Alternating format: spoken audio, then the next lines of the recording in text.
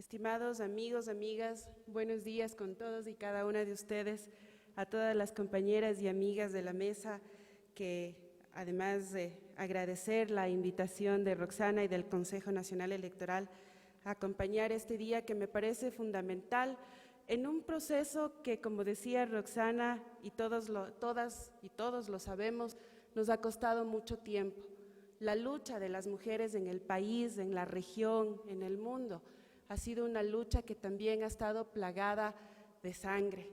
Y creo que esas luchas, esos esfuerzos, esas mujeres que nos antecedieron en este proceso han marcado nuestra vida y siguen marcando nuestra vida en lo personal, en lo político y también en un proceso de construcción del país, de un país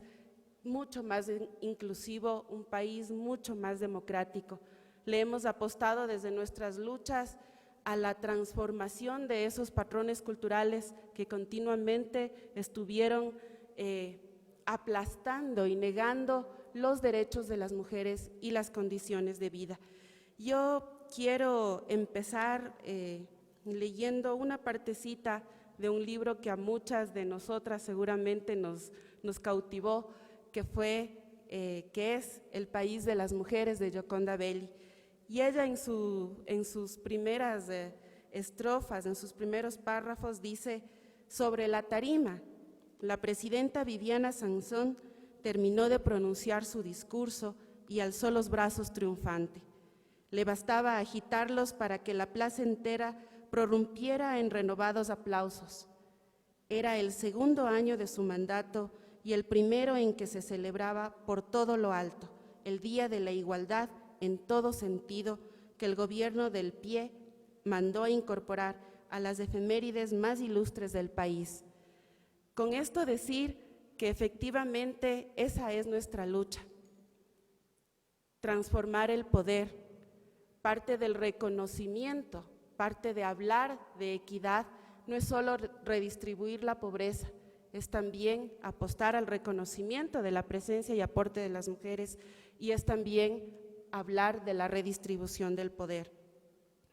Mucho antes de que las mujeres conquistaran el derecho al sufragio, ya participaban activamente en la vida política del país como consejeras, mensajeras, espías, cómplices de aquellos actos de sublevación o simplemente liderando directamente varios momentos históricos fundamentales de nuestras sociedades y activando desde su discurso la necesidad de transformar las realidades de exclusión, racismo, machismo, por condiciones de mayor dignidad para los seres humanos y en especial para las mujeres. Los tiempos van cambiando, las condiciones y circunstancias políticas también. En ese marco, la activación fundamental de los procesos organizativos de las mujeres, la deconstrucción de conceptos y el replanteamiento de los roles históricamente asignados a mujeres y hombres dan origen a varios principios que desde el feminismo son insumos clave para el reconocimiento y posterior ejercicio de los derechos de las mujeres, que al mismo tiempo ubica la necesidad de debatir nuevos modelos de Estado a partir de la inclusión del enfoque de género y de la democratización del poder. Cuando pensamos en equidad, como decía, no solo pensamos en redistribución de la riqueza, pensamos principalmente en reconocimiento y en redistribución del poder. ¿Qué ha pasado en América Latina en estos últimos años con respecto a la participación política de las mujeres? La participación política de las mujeres latinoamericanas podría resumirse, por un lado, como una lucha constante por la ampliación del concepto de ciudadanía y por otro lado, como un proceso de construcción de un espacio de participación válido en la esfera pública. Las mujeres han ocupado el rol reproductivo al interior del hogar en la historia latinoamericana. Hasta principios del siglo pasado se encontraban confinadas a la esfera privada y excluidas casi por completo de la esfera pública. Este hecho se fue modificando a lo largo del siglo XX, que puede ser considerado como el siglo de la transformación de la noción de género en Latinoamérica. Los diferentes estudios de la participación política en la región desde una perspectiva de género se han centrado en encontrar los diferentes factores que llevan tanto a hombres como a mujeres a ocupar cargos públicos principalmente electorales. Sin embargo, la participación política, por definición, no se limita a la política como ocupación. Si el fundamento principal de la democracia radica en una participación igualitaria y equitativa entre hombres y mujeres, ¿por qué no se han explorado a cabalidad las diferencias individuales de la participación entre estos? Una de las principales consideraciones es precisamente el hecho de saber que a raíz de las políticas neoliberales y el recorte de las políticas sociales ubicadas básicamente entre los años 90 y 2000, los argumentos utilizados desde posiciones posmodernas, comunitaristas y multiculturales fue la crítica a la incapacidad de la democracia para gestionar los intereses y las necesidades de distintas minorías y grupos sociales en general, pero particularmente una de las desigualdades estructurales difícil de desactivar y que puso en cuestión la legitimidad de la democracia fue la ausencia de las mujeres en los espacios de poder. Esto al mismo tiempo nos abrió la puerta para plantearnos desde el movimiento feminista el debate sobre la crisis de la democracia representativa y la baja participación de mujeres en el poder político. Pusimos, por tanto, sobre la mesa el debate sobre la democracia paritaria. La paridad es una propuesta política que principalmente ataca al núcleo básico de la democracia patriarcal al proponer una nueva distribución del poder entre hombres y mujeres. El objetivo último de esta propuesta política es alterar la estructura patriarcal del poder. La cuestión de la paridad no es un problema técnico, sino un problema político.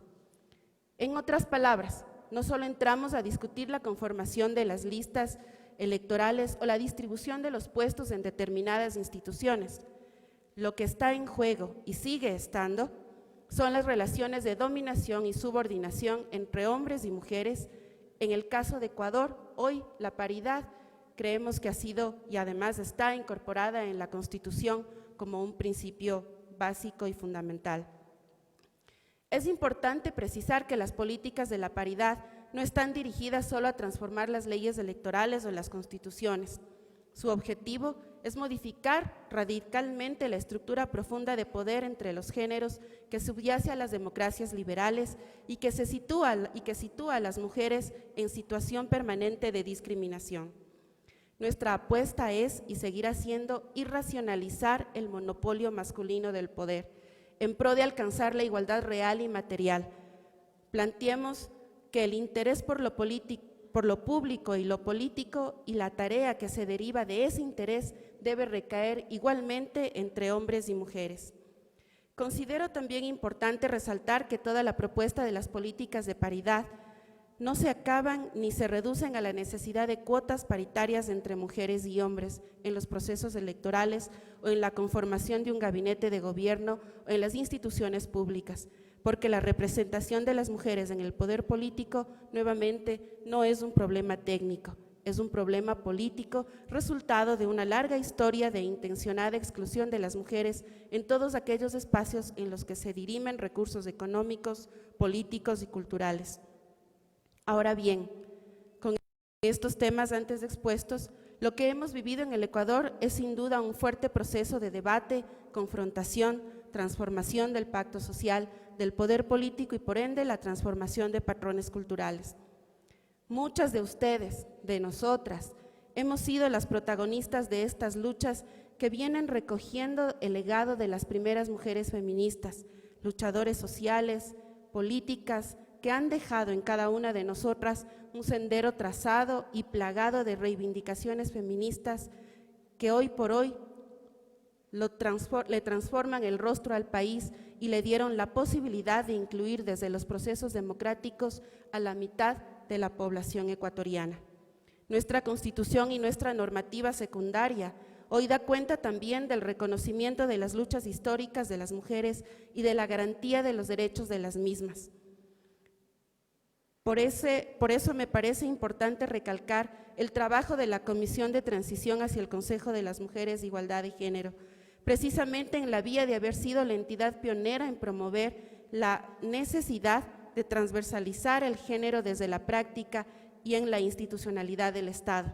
Lo hicieron y lo seguimos haciendo. Y digo lo seguimos haciendo porque sigo sintiéndome parte de la Comisión de Transición. Lo seguimos haciendo cuando, en alianza con una entidad fundamental, con el Instituto Nacional de Estadísticas y Censos, INEC, las estadísticas cuentan hoy por hoy con un enfoque de género que se ve reflejado en la producción de encuestas destinadas a la visibilización de la situación de las mujeres. Encuestas como, por ejemplo, la de uso del tiempo, conocida como EUT, la de relaciones familiares, entre otras.